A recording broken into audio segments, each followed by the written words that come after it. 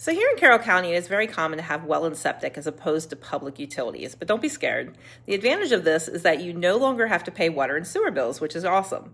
The downside, however, is that these systems generally are only going to last anywhere from 20 to 40 years, and eventually they will have to be replaced, which can be very expensive. That's why I highly recommend all of my clients have these inspected prior to signing on the dotted line.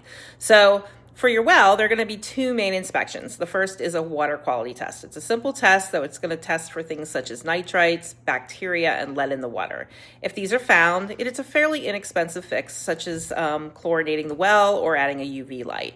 The second test is the water yield test. Now, in Maryland, all wells must produce a minimum of 1 gallon per minute.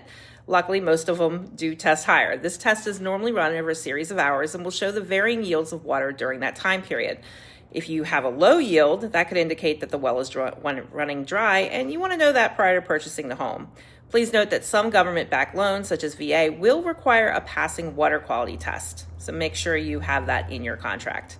Next up, we'll talk about septic. So typical septic systems include a septic tank, which is going to lead to drain fields.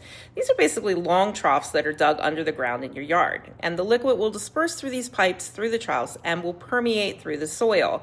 If you ever heard of new construction and someone saying they're going to perk the soil, well, that's just making sure that the soil can handle that load. Septic tanks generally will be pumped to get the sludge out anywhere from every 2 to 5 years, and that depends on how many people live in the home. Typically costs somewhere between $350 and $450.